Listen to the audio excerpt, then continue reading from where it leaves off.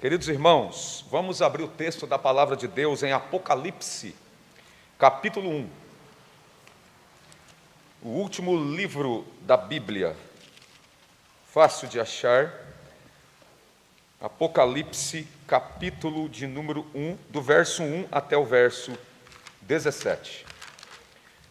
Como está sugerido na nossa transmissão, o tema do sermão desta noite é o Cristo revelado no livro do Apocalipse. Quem é Jesus neste livro? E será a nossa tentativa de passar para os irmãos, então, neste texto em que nós vamos ler. Quem achou diz amém? Do 1 ao 17. Revelação de Jesus Cristo, ao qual Deus lhe deu para mostrar aos seus servos as coisas que brevemente devem acontecer. E pelo anjo que a enviou e as notificou, a João, seu servo, o qual testificou a palavra de Deus e do testemunho de Jesus Cristo e de tudo o que tem visto. Bem-aventurado aquele que lê e os que ouvem as palavras desta profecia e guardam as coisas que nela estão escritas, porque o tempo está próximo. João, as 7 igrejas que estão na Ásia, graça e paz seja convosco da parte daquele que é, que era, que há de vir, e da dos 7 espíritos que estão diante do seu trono. E da parte de Jesus Cristo, que é a fiel testemunha, o primogênito dentre os mortos, o príncipe dos reis da terra, aquele que nos amou, ou, em outras traduções, aquele que nos ama, e em seu sangue nos lavou dos nossos pecados. E nos fez reis e sacerdotes para Deus e seu Pai. A ele seja glória, poder, para todos sempre. Amém.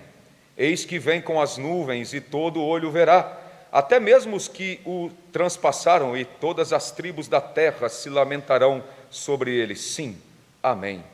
Eu sou o Alfa e o Ômega, o princípio e o fim, diz o Senhor que é, que era e que há de vir, o Todo-Poderoso. Eu, João, que também sou vosso irmão e companheiro na aflição, e no reino e paciência de Jesus Cristo, estava na ilha chamada Pátimos por causa da palavra de Deus e pelo testemunho de Jesus Cristo. Eu fui arrebatado no Espírito no dia do Senhor, e ouvi detrás de mim uma grande voz como de trombeta que dizia: Eu sou o Alfa e o Ômega, o primeiro e o derradeiro. E o que vês, escreve no livro e envia às 7 igrejas que estão na Ásia, a Éfeso, Esmirna, Pérgamo, Tiatira, Sardes, Filadélfia e Laodiceia. Virei-me para ver a voz de quem falava comigo, e virando-me, vi 7 castiçais de ouro, e no meio dos 7 castiçais de ouro, um semelhante ao Filho do Homem, vestido até os pés de uma roupa comprida, cingido pelos peitos com um cinto de ouro, e a sua cabeça e cabelos eram brancos como a lã branca, como a neve, e os seus olhos como chama de fogo. Seus pés semelhantes a latão reluzentes, como se estivessem sido refinados numa fornalha, e a sua voz como voz de muitas águas. E ele tinha na sua mão 7 estrelas, e da sua boca saiu uma espada aguda de 2 fios. O seu rosto era como o sol, como na sua força resplandece. E eu, quando vi, caí aos seus pés como morto. E ele pôs em mim a sua mão direita, dizendo-me: Não temas, eu sou o primeiro e o último. Podeis assentar, meus irmãos?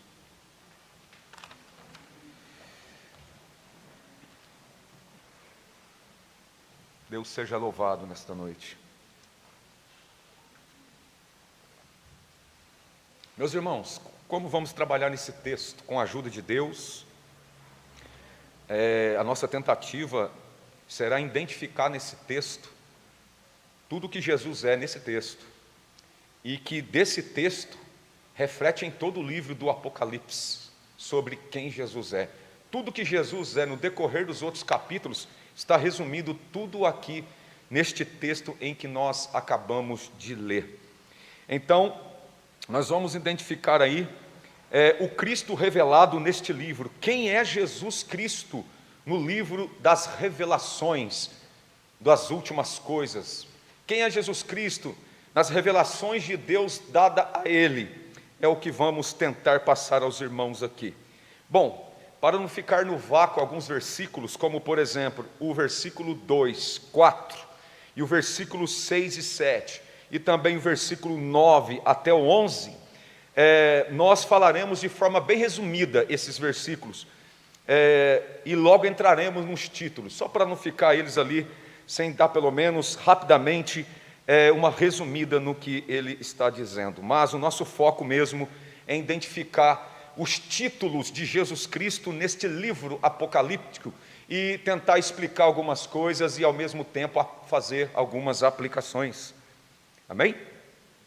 Bom, quem é Jesus Cristo então?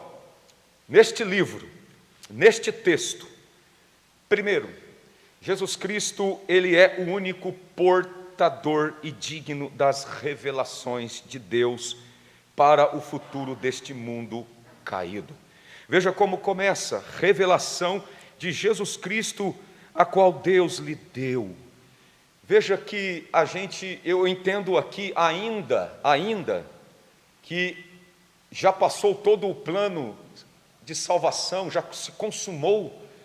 Aqui é algo futuro, algo que João viu, algo lá em cima, que ainda há uma submissão. Como foi no ministério terreno de Jesus, sendo ele submisso em tudo o que o Pai lhe ordenou a fazer e a ensinar, ainda parece continuar esta submissão de Cristo, mesmo ele glorificado, mesmo ele exaltado, mesmo ele assentado no seu trono, ele ainda é submisso ao Pai, porque o texto fala que as revelações desse livro do Apocalipse, de toda a história humana, o qual vai acontecer, tanto a destruição dos ímpios e a exaltação da igreja, foi revelado de Deus para Cristo Jesus. Percebam aqui então isto, essa submissão ainda, Deus deu a ele a revelação e ele deu a João para que João mandasse então esta carta para as 7 igrejas da Ásia. E Jesus Cristo, ele é o único então portador, digno, irmãos, das revelações de Deus para o futuro. Mas eu gosto de frisar uma coisa aqui. O texto começa dizendo que Deus lhe deu para mostrar a seu servo as coisas que brevemente devem acontecer. Queridos, há uma vertente teológica aí que parece separar Deus do futuro, parece separar Deus do destino.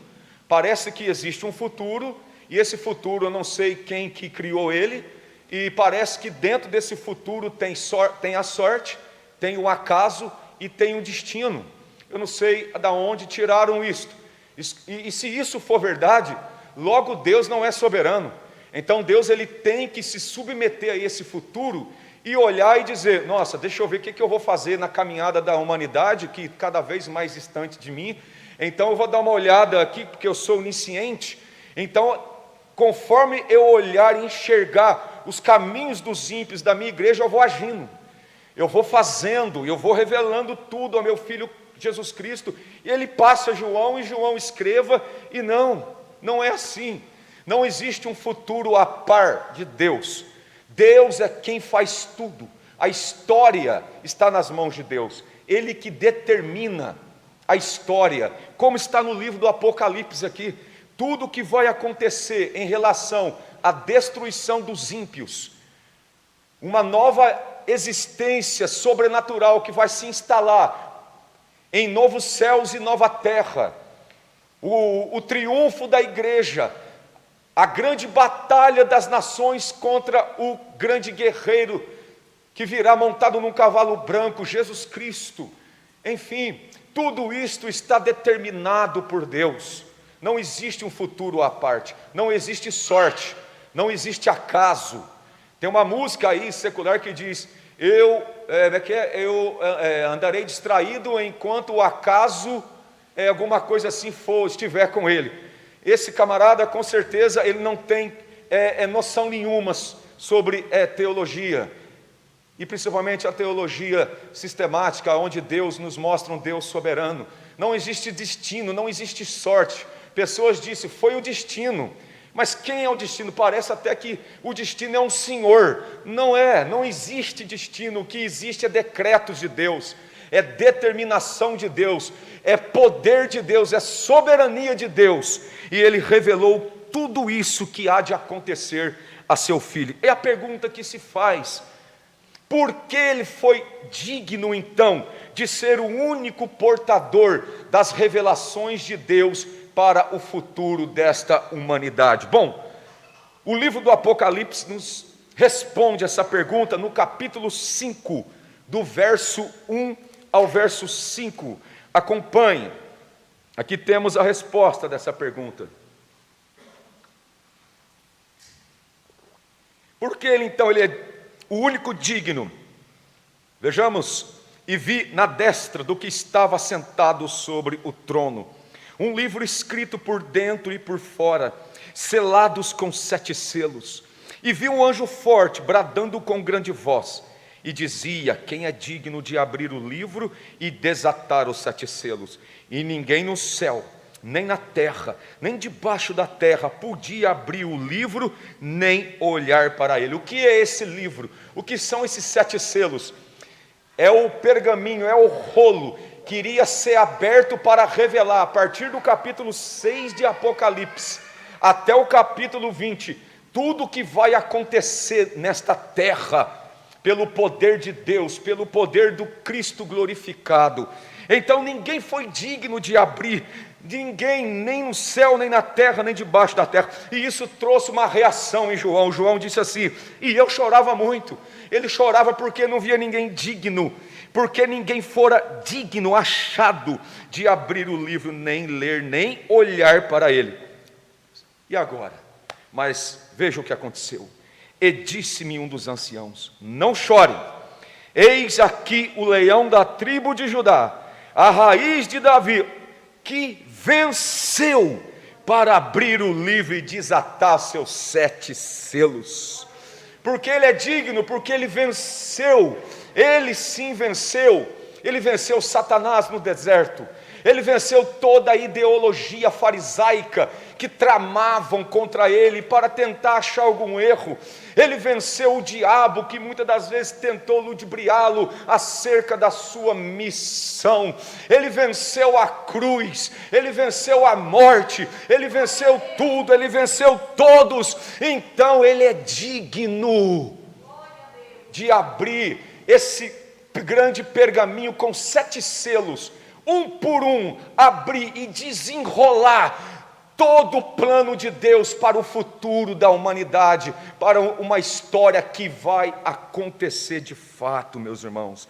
Então já começamos a aprender quem é Jesus aqui, o único digno de trazer as revelações de Deus. Segundo, bom, aqui nós vemos agora, para não ficar no vácuo, como eu disse, do verso 2 ao 4, nos mostra aqui de forma resumida que Jesus é aquele que guarda então os segredos de Deus, que lê e viu todo o segredo de Deus, é aquele que fala nesse texto que aquele que guarda as profecias desse livro será bem-aventurado, isto é, muito mais feliz aquele que guarda essas revelações. E o versículo 5 então nos identifica mais aqui sobre os títulos de Jesus Cristo. Acompanhe, só nesse versículo aqui, meus irmãos, nós temos 4 coisas que revelam quem Jesus é. Acompanhe, diz assim: e da parte de Jesus Cristo, que é a fiel testemunha. Quem é Jesus nesse livro? A fiel testemunha. Muitas testemunhas são corrompidas, muitas testemunhas são compradas, muitas testemunhas se corrompem, não aguentam um suborno e distorcem a verdade, mas Jesus Cristo é a fiel testemunha. De quem? De Deus. Quero destacar 2 pontos aqui, porque Ele é a fiel testemunha nesse livro do Apocalipse. Primeiro ponto, em relação ao seu ministério terreno, e também em relação a esse livro, o livro do Apocalipse. Primeiro ponto, em relação ao seu ministério terreno, uma fiel testemunha, irmãos, de 2 dos maiores pilares de suas palavras e também de suas obras, o qual ele mesmo disse, João 5, 30, ele disse: eu não posso de mim mesmo fazer coisa alguma. Como ouço, assim julgo. E o meu juízo é justo, porque não procuro a minha vontade, mas a vontade daquele que me enviou. Percebam aqui, tudo que ouço eu julgo, então não é dele. Ele ouve quem?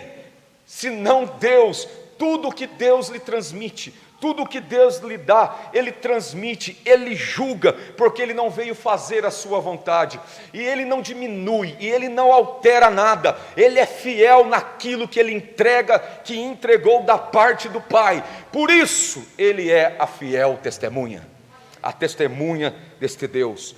Em relação à sua doutrina, João 7,16 diz: Ele disse: a minha doutrina não é minha, mas é daquele que me enviou.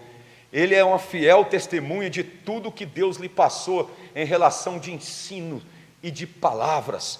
Todas as palavras de Cristo, tudo que Cristo ensinou, veio de Deus, e por isso ele é a fiel testemunha naquilo que Deus falou através dele e transmitiu a todos que o ouviram. Ele é a fiel testemunha. E em relação a esse livro do Apocalipse, sendo Deus aquele que tudo revelou a Jesus Cristo, devera Jesus então passar tudo que sabe, tudo que viu, ouviu dos segredos de seu Pai, sobre o fim de tudo e o começo de tudo, como uma fiel testemunha. Ele não estende nada além daquilo que ele recebeu, e ele não diminuiu nada daquilo que lhe foi revelado nesse livro do Apocalipse. Ele é a fiel testemunha. Ainda nesse versículo, a parte C diz assim, versículo 5: ele é a fiel testemunha e o primogênito dentre os mortos. Jesus Cristo é o primogênito dentre os mortos. Meus irmãos, Jesus foi dos muitos irmãos, isto é, dos filhos de Deus, comprado pelo seu sacrifício, o primeiro, olha, dos muitos irmãos, ele foi o primeiro a morrer e ressuscitar em um corpo glorificado. Muitos nas Escrituras, irmãos, morreram e ressuscitaram, mas não ressuscitaram em um corpo glorificado, como Lázaro, por exemplo, como o filho daquela mulher que estava indo enterrá-lo e Jesus parou o funeral e o ressuscitou, como aquele homem lá do Velho Testamento que caiu sobre a ossada de Eliseu e ressuscitou. Ressuscitaram, mas não ressuscitaram com o corpo glorificado. Isto é um plano pós-cruz para toda a família de Deus, todos os irmãos de Deus, irmãos de Cristo, o qual somos, ele sendo nosso irmão mais velho, herdeiro da promessa de Deus, e nós, filhos de Deus, irmãos de Cristo, co-herdeiros das grandes promessas de Deus. Então, nesse sentido, Jesus é o irmão mais velho, que primeiro experimentou a morte, que primeiro experimentou a ressurreição, e isso sim, meus irmãos, faz dele o primogênito dos mortos. Mas não é qualquer morto, não é mortos que morrem sem Cristo, mas mortos que morreram em Jesus Cristo e que hão de ressuscitar, meus irmãos, um dia. Por isso ele é o primogênito dos mortos, nesta grande família de Deus, o qual ele é o Pai e o nosso irmão primogênito, não o nosso irmão unigênito.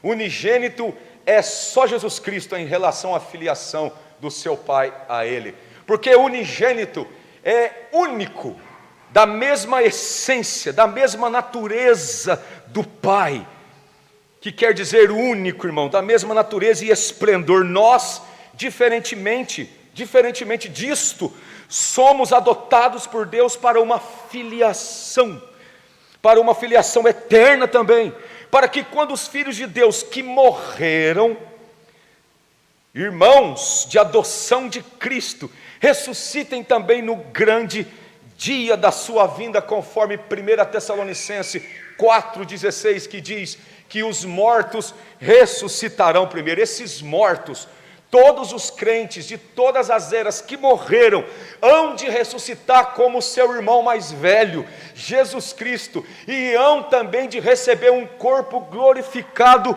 como semelhante ao seu irmão mais velho, Jesus Cristo, conforme Paulo escreveu em Filipenses capítulo 3, verso 20 e 21, o qual disse: nós esperamos a nossa cidade que estás no céu, pelo qual o nosso Senhor e Salvador Jesus Cristo transformará o nosso corpo abatido para ser conforme o seu corpo glorioso de sustentar todas as coisas.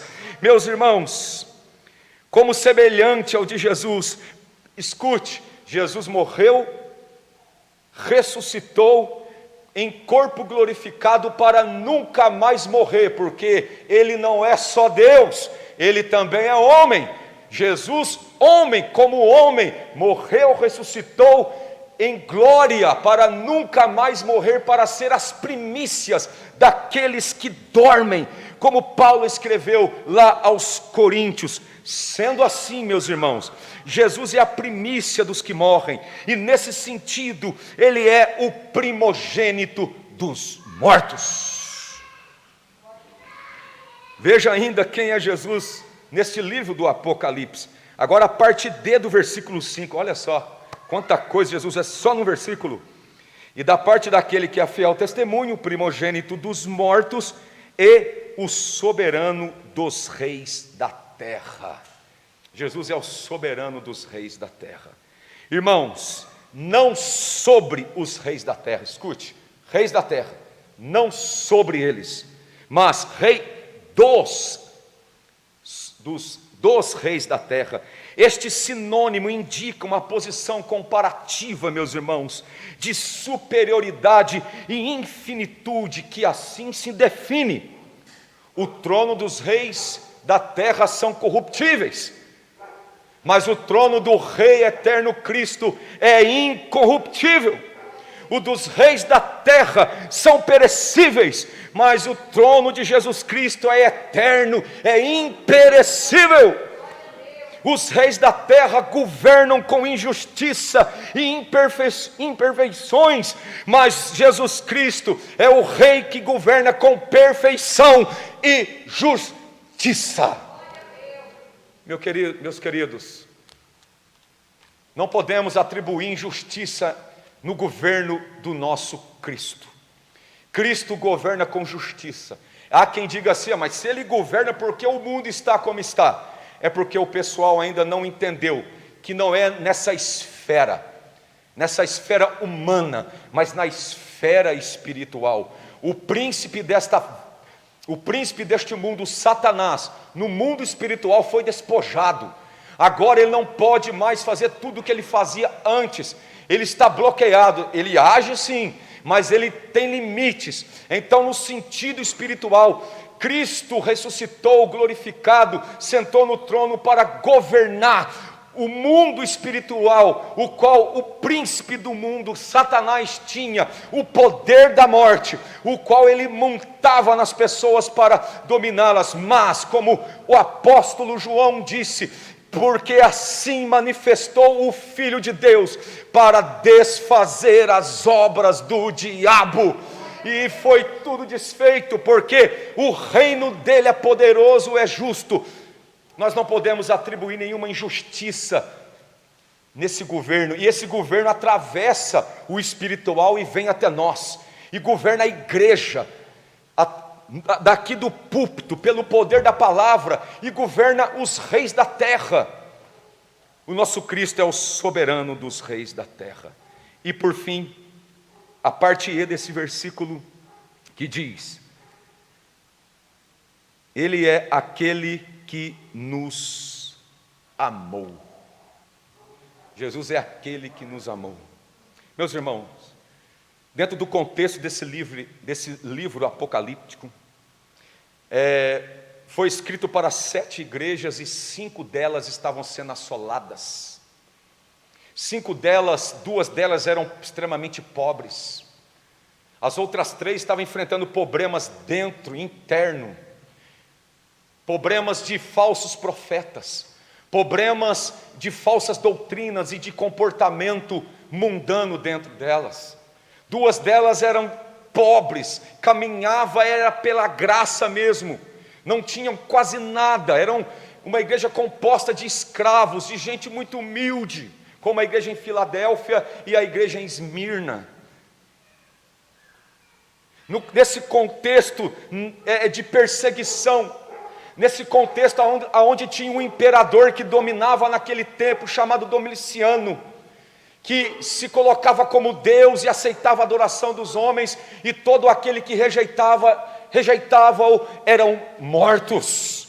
Nesse contexto onde a morte andava perto dos lares dos cristãos, todo momento, nada mais confortante do que ouvir: Ele é aquele que nos ama.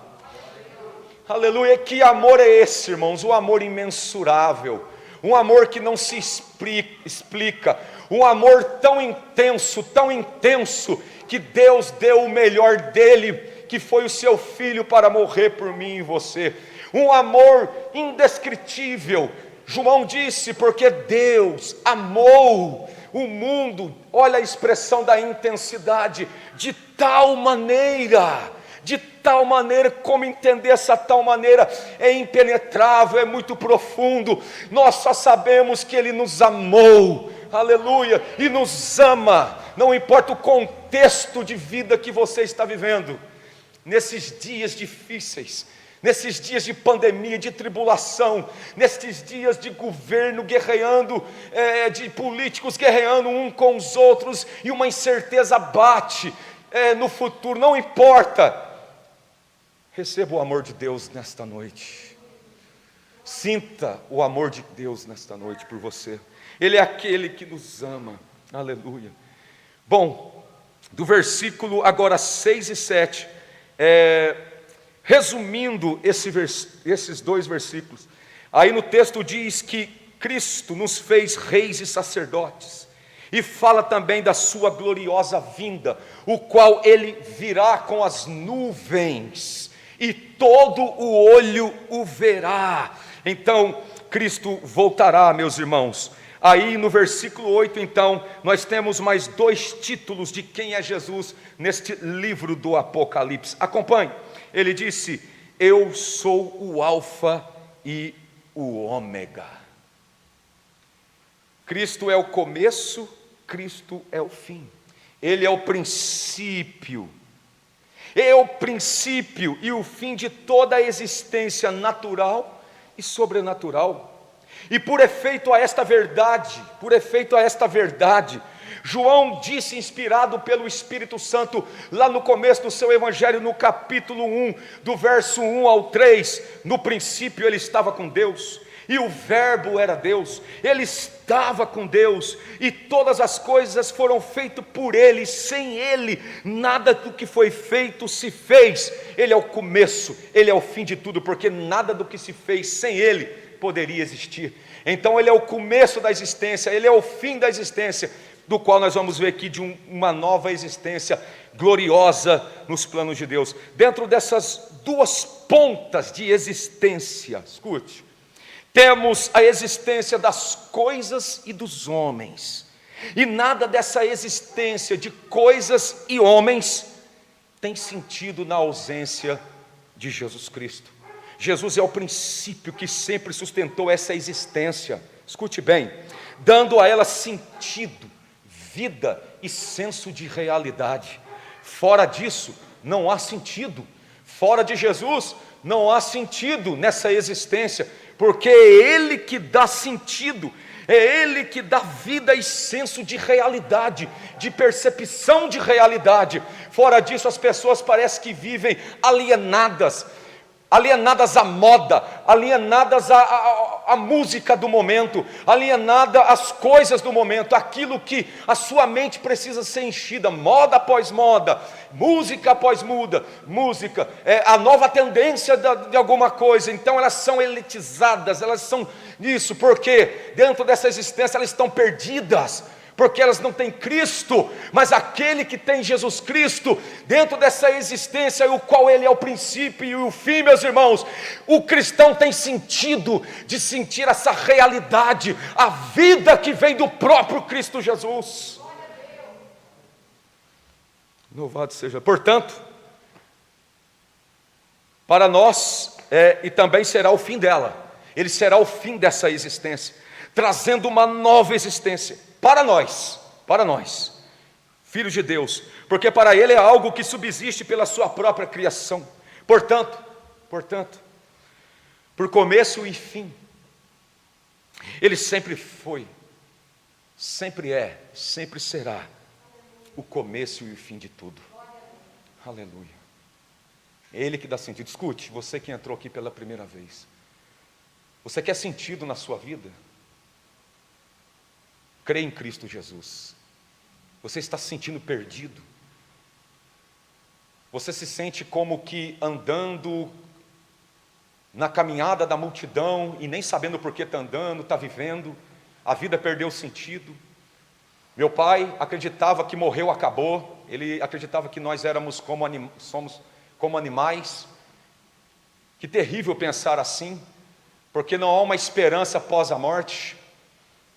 Se você tem ideias sobre esta vida, fora do sentido verdadeiro dessa vida que é Cristo Jesus, eu te convido hoje a crer nesse Jesus Cristo, e você experimentará uma outra realidade.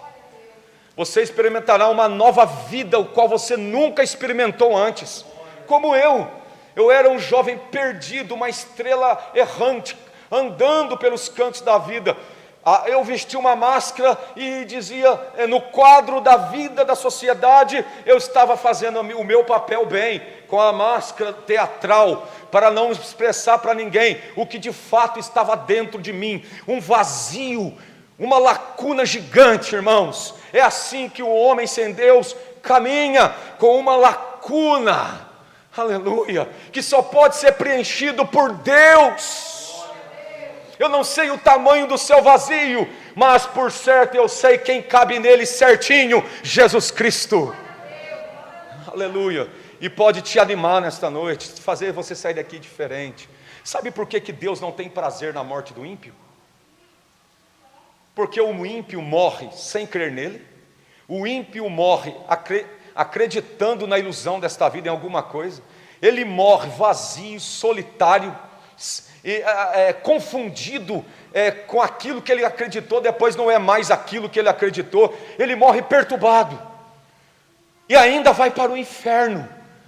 Por isso Deus não tem prazer na morte do ímpio, porque o ímpio morre perdido. Mas Ele tem prazer na morte do justo, porque a Bíblia diz que preciosa aos olhos de Deus é a morte do justo, porque o justo morre crente, morre com sentido de vida, morre na dor sim, mas ele está sendo mesmo na morte, sustentado sem sentir, sem ver, por esse Jesus Cristo, ainda morre em Cristo e vai para a glória, desfrutar a eternidade com Cristo Jesus. Glória a Deus. Ele é o nosso Cristo poderoso. Queridos, do verso 9 ao verso 11, resumidamente, fala o porquê que João estava preso. Ele estava preso por causa da palavra de Deus e por causa do testemunho de Jesus Cristo. Ele também fala das revelações que ele recebeu de Deus para ser enviadas às 7 igrejas da Ásia. Então a gente vem agora para o versículo 11. O versículo 11 começa então mais uma definição de quem é Cristo neste livro. Ele é o Cristo glorificado. Aleluia. Mas antes de entrarmos nesse texto, veja aqui quem é Jesus. Veja o versículo 11. Diz assim: eu sou o alfa e o ômega, o primeiro e o derradeiro. O que vês, escreve num livro, envia às 7 igrejas que estão na Ásia: Éfeso, Esmirna, Pérgamo, Tiatira, Sardes e Filadélfia, Laodiceia. E quando virei-me para ver o que falava comigo, e virando-me, vi 7 castiçais. Escute, e no meio dos 7 castiçais, um semelhante ao Filho do Homem. Quem é Jesus Cristo aqui, meus irmãos? Aquele que anda entre os 7 castiçais. E o que é os 7 castiçais? O próprio texto responde, leia aí em versículo 20: o mistério das 7 estrelas que vistes na minha destra, e dos 7 castiçais de ouros. As 7 estrelas são os anjos das 7 igrejas, e os 7 castiçais que vistes são as 7 igrejas. Jesus Cristo é quem nesse livro? É aquele que anda no meio da igreja, é aquele que está no meio da igreja, é aquele que quando a igreja se reúne, ele passeia, ele anda, ele está no meio da igreja. Assim ele estava no capítulo 2 e capítulo 3, no meio das igrejas da Ásia, o qual nós vimos aqui, sondando as suas obras, repreendendo a igreja, também elogiando as obras dessas igrejas. O fato de Jesus estar no nosso meio tem um ponto positivo e tem um ponto que deve nos meter medo. O ponto positivo é que Ele está no nosso meio, sondando nosso coração. Ele te conhece, Ele te sustenta. É maravilhoso falar que Jesus está aqui. Quando falamos que Jesus está aqui, o desejo que temos é de dar glória a Deus. Mas o lado perigoso é que Ele sabe tudo que está no teu coração e no meu. Não dá para esconder nada dEle aqui. A sua palavra revela todos os nossos pensamentos, todas as nossas intenções, porque Ele está no meio. Agora sim, Jesus é o Cristo glorificado. Veja que visão maravilhosa que João teve dele. E no meio dos 7 castiçais, um semelhante ao Filho do Homem, vestido até os pés de uma roupa comprida, cingida pelos peitos com um cinto de ouro, e a sua cabeça e cabelos eram brancos como a lã branca como a neve, e os seus olhos como chama de fogo. Os seus pés semelhante a latão reluzente, como se estivessem sido refinados numa fornalha, e a sua voz como voz de muitas águas. E ele tinha à sua destra 7 estrelas, e da sua boca saiu uma espada aguda de 2 fios. E o seu rosto era como o sol, quando na sua força resplandece. Quem está vendo aqui esse Cristo glorificado? João. Jesus Cristo, em algum momento do seu ministério, ele revelou um pouco da sua glória, como por exemplo lá em Mateus 17, lá no monte, ele se transfigura diante de 3 discípulos, ele resplandece em luz, mas foi só aqui. Ele se revelou muito mais humano no seu ministério do que a sua glória. Parece que agora, depois de 60 anos, irmãos, João volta a ver Cristo, preso na ilha de Pátimos, uma ilha que era cercada pelo mar, uma ilha onde ele foi preso por testemunho da palavra e fidelidade a Jesus Cristo. 60 anos depois de ele ter visto Cristo lá na cruz, ele olhava para os olhos de Cristo, e o que ele via? Ele via olhos agoniados de dor, mas agora preso. Lá ele estava livre, mas agora preso. Ele vê o Cristo livre, poderoso, e os seus olhos não estão mais agoniados, estão como chamas de fogo. Lá na cruz ele olhava para a face de Cristo, irmãos, ele viu o rosto desfigurado, um rosto agoniado, mas agora ele preso, ele vê o Cristo livre, poderoso, e o seu rosto resplandece como o sol. Ele olhava para a cabeça de Cristo na cruz, ele via a coroa de espinho cravada, com espinhos de 10 centímetros, cravadas na sua cabeça, vertendo sangue, mas agora não, agora ele olha para a sua cabeça e vê cabelos brancos como lã, como a neve, simbolizando a sua sabedoria e também a sua eternidade. Ele olha para o corpo de Cristo, ele vê um Cristo lá, ele olhava lá na cruz, ele via um corpo de Cristo seminu, machucado, esmagado pelos chicotes romanos, mas agora na ilha de Pátimos, ele olha para Cristo, ele está vestido de sumo sacerdote, um talarte, com cinto, o sumo sacerdote. É como se ele estivesse nos dizendo: diante de tudo que vocês estão passando, eu sou o seu sumo sacerdote. Eu entrei no Santo dos Santos, eu fiz expiação por você, e não só isto, mas também morri por você, aleluia, e no seu lugar, aleluia. Ele olhava para os pés de Cristo lá na cruz, ele viu os pés de Cristo esmagado, mas agora ele viu os pés de Cristo como latão reluzente, como que refinado na fornalha. O que significa tudo isso para nós terminarmos? O que significam os vestidos? Esses vestidos, esses talares que Jesus estava vestido, é uma reminiscência, meus irmãos, isto é, uma imagem do passado que se conserva no presente. Portanto, é uma lembrança das vestes do sumo sacerdote, como nós vimos, e a sua cabeça branca como a lã. O que implica esse significado? Também é uma reminiscência, meus queridos, direta dele mesmo em Daniel 7:9, o qual ali ele é visto como ancião de dias, que em hebraico também quer dizer sabedoria, eternidade, porque esse ancião de dias, o qual Daniel viu, tinham cãs brancas, e também apontava para isto, para a sua eternidade e para a sua sabedoria, aleluia. Verso 14, veja, sua cabeça tinha cabelos brancos como a lã, branca como a neve, e os seus olhos como chama de fogo. E os seus olhos eram como chama de fogo. Duas linhas de interpretações aceitas pelos estudiosos. Primeiro, que vê todas as coisas com clareza e precisão. Referência direta às 7 igrejas da Ásia, o qual ele viu todas as suas obras, também viu todos os seus pecados. Meus queridos, não há arquivos escondidos nesta terra que Cristo não saiba. Sabe aqueles arquivos de corrupção que estão lá em Brasília, que deram um jeitinho, estão escondidos lá há anos?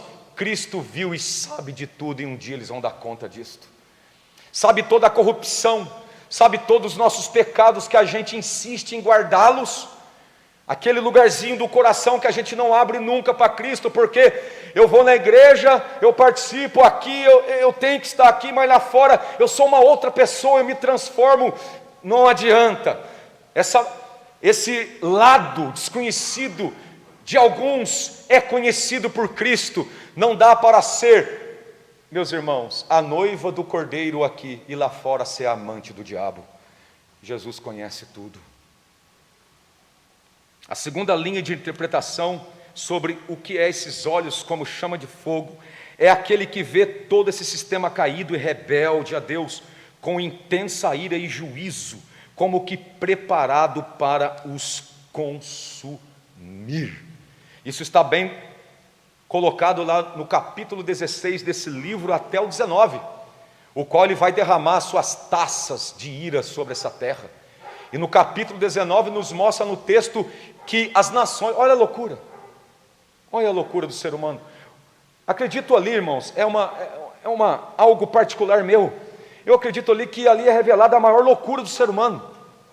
Você já viu loucuras nessa vida? Já contemplou gente fazendo loucuras, nossa, que te deixou de boca aberta?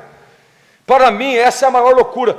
As nações, lá no capítulo 19 diz, as nações vindo com seu armamento, vindo com toda a sua tecnologia, com seus aviões, para combater com o Criador dos céus e da terra.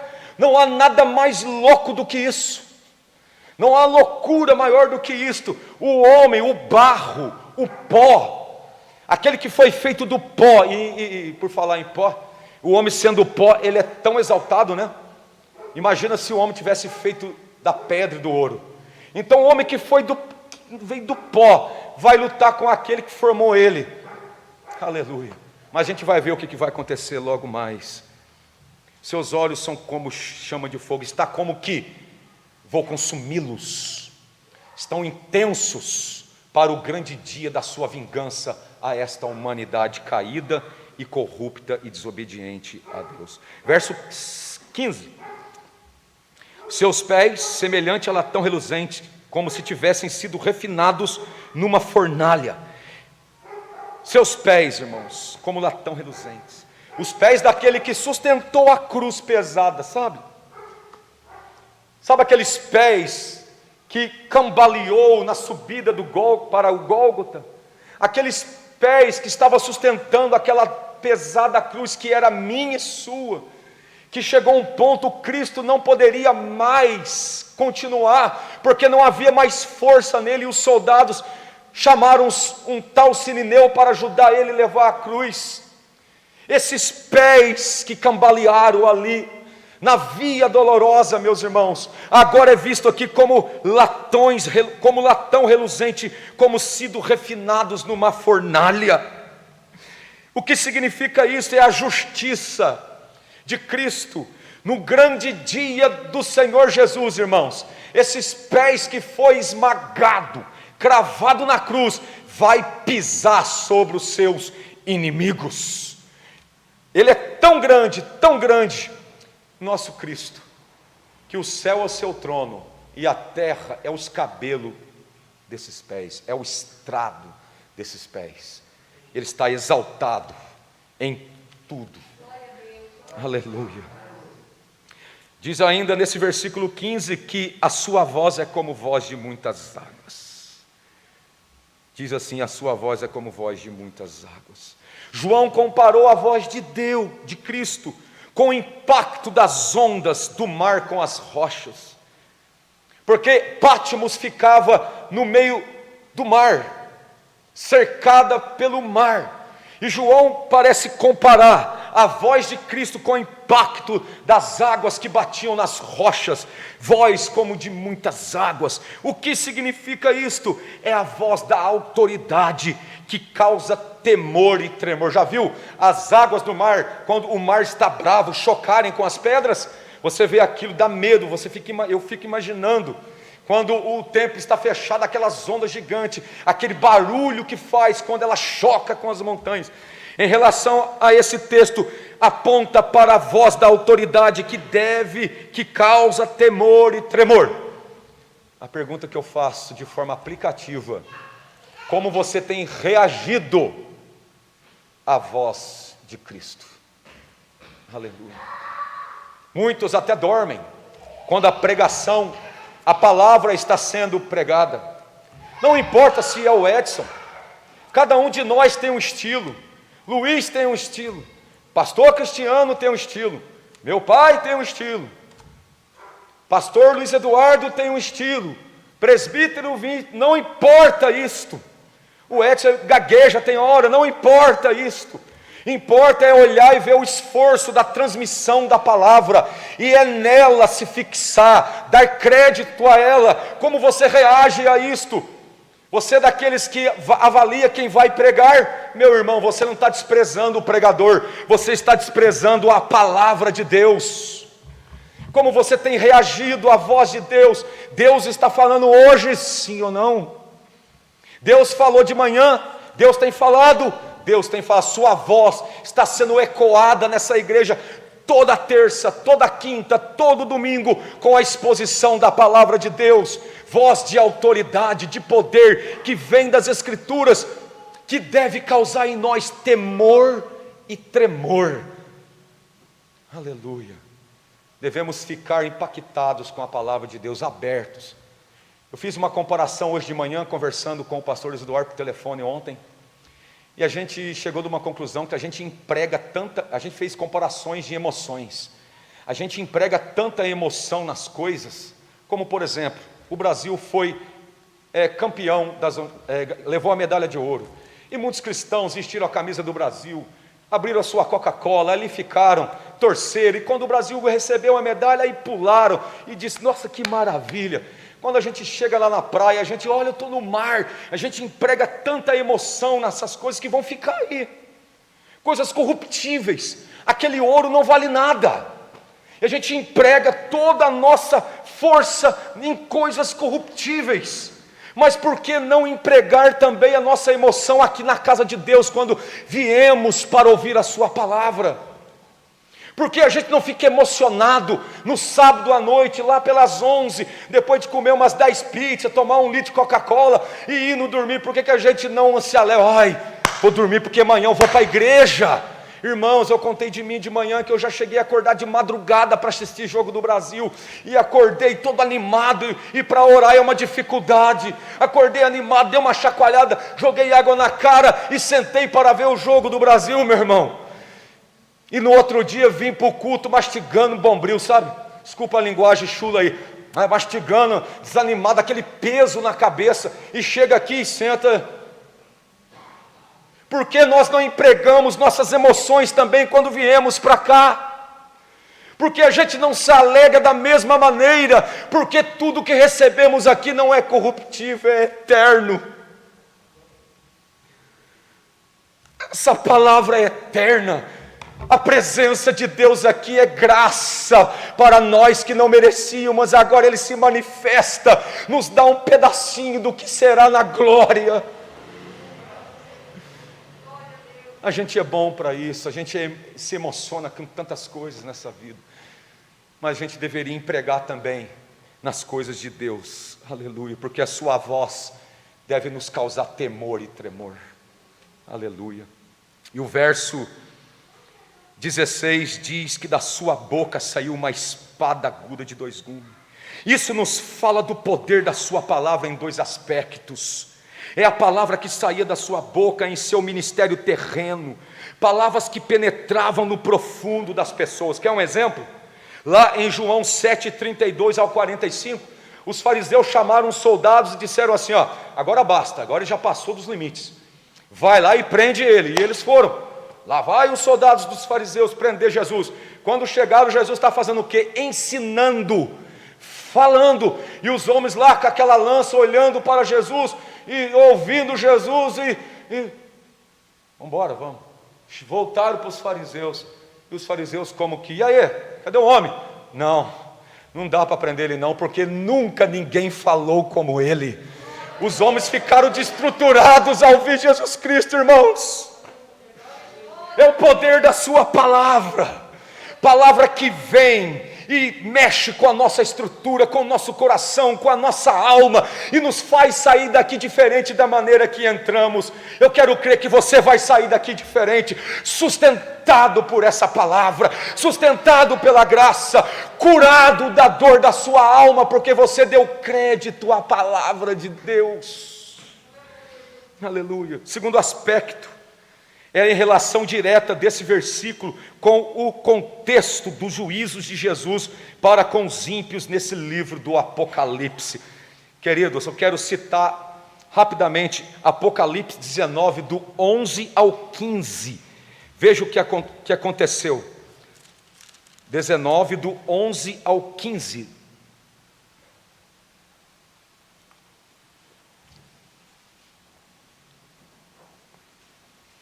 Diz assim: e vi o céu aberto, e eis um cavalo branco que estava sentado sobre ele, e se chama Fiel e Verdadeiro, e julga e peleja com justiça. Seus olhos eram como chama de fogo, e a sua cabeça havia muitos diademas. Tinha um nome escrito que ninguém sabia senão ele mesmo. Ele estava vestido com uma veste tingida de sangue, e o nome pelo qual se chama é a palavra de Deus. Seguiam-no os exércitos no céu em cavalos brancos, vestidos de linho fino, branco e puro. Agora, e da sua boca saiu uma aguda espada para ferir com ela as nações. Aqui fala da batalha, aqui fala daquilo que eu já falei, a loucura maior da humanidade, enfrentar o Criador. Mas ele vem glorioso, poderoso, e da sua boca vai sair uma espada aguda e vai destruir. Não é uma espada literalmente, é claro que Apocalipse, o livro do Apocalipse é um livro com muitos símbolos, com muitas figuras. Aqui não é literalmente uma espada, que ele vai abrir e sair uma espada, não, é referência à sua palavra. É como que as nações todas reunidas para combater com ele, e ele como que dizendo assim, sejam destruídos, afiada uma palavra de juízo, uma palavra cortante, sejam destruídos e todo mundo cai por terra, só com o poder da sua palavra. Você lembra lá no Getsemane? Quem lembra? Lembra no Getsemane? Quando foram prender ele, ele deu um passo porque ele queria ir. E eles disseram: a quem procurais? E eles disseram: a Jesus. Sou eu. Quando ele disse sou eu, o que aconteceu? Só não sou eu.